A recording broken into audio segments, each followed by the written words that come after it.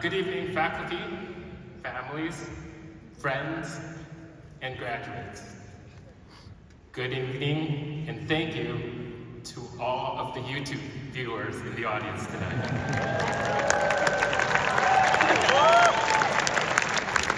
Wow, it's a thrill and an honor to be standing here today. It is here that my own sense of curiosity was ignited. Being back on campus definitely stirs up a wave of memories. This university was instrumental for so many of us with its persistent encouragement to address big ideas, tackle tough problems, and have the confidence to wander into uncertainty. As an aside to the class of 2025, when you all come across this amazing finish line today, just know you're completing a journey that I started myself way back when the class of 2000 was supposed to graduate. I guess you could say, as of tonight, you're going to officially lap me. So Dean Bashir, I know there are many happy mothers here tonight, and you would make my mother one of them if you happen to have an extra diploma from 25 years ago. Today I'd like to share some stories about that Silicon Valley journey, starting from Arlington Heights, or Cook County,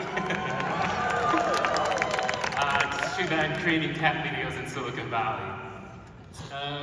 Rewinding back to late 1999, I was still at the University of Illinois at the time, and I just finished my interview over ICQ, if anyone remembers that, with Max Levchin, another proud alumni, and the co-founder of a tiny startup at the time called PayPal.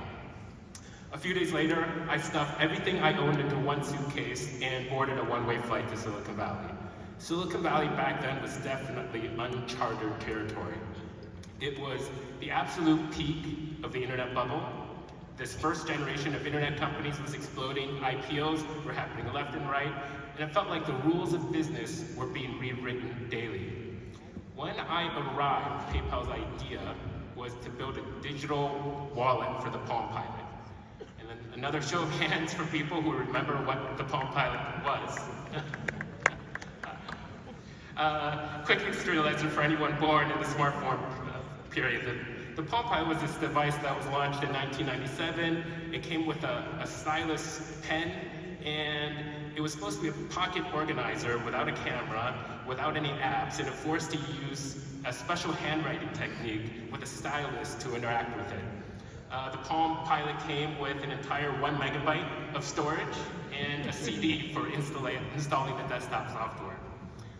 And while those visions at PayPal, and this was a team that included Elon Musk, Peter Thiel, co-founder of PayPal, Palantir, Founders Fund, David Sachs, President Trump, advisor to AI crypto, Reid Hoffman, founder of LinkedIn, Max Levchin, and even Russ Simmons, Germany Supplement, two other U of I alums that went on to create and start Yelp. Back then, the vision at PayPal with this amazing team was that everyone in the world was soon going to be carrying one of these Palm Pilot devices in their pockets. And of course, these people are going to naturally need to send money back and forth. So PayPal was supposed to create this platform to securely make these Palm Pilot payments. That vision fizzled fast, but our pivot to web-based payments took off very quickly. And in the 5 years that I spent at PayPal, from 1999 to 2004, I had an opportunity to fully experience Silicon Valley. From PayPal's sale to eBay, to a spin-out and an eventual IPO, I had the opportunity to manage a team, see how decisions were made, especially during periods of crisis, and I had the privilege to work alongside a group of incredible people. This crucial lesson for me at PayPal was to have lofty goals, but just as equally important is to have that audacity to change course, which is what turned PayPal from a Palm Pilot wallet into the global payment platform that we know today. Moving on to YouTube.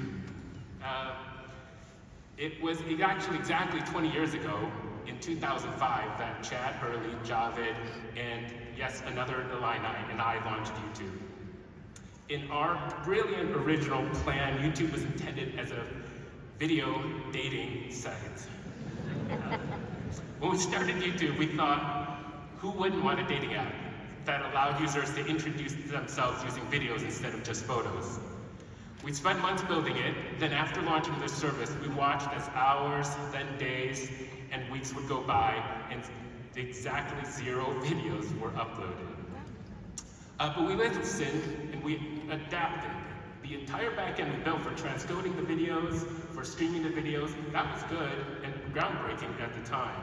But after observing how users were using the service, we realized that it's not that people didn't want to share videos, they just didn't want to share dating videos. So we opened those gates to allow users to upload any video that they wanted, and everything changed. As a demonstration, Javed uploaded the first video on this updated YouTube, a 19 seconds video of him at the San Diego Zoo. People watched that video. And I have the distinct honor of uploading the platform's first cat video starring my own cat, Pajamas. So another couple wins for Illinois.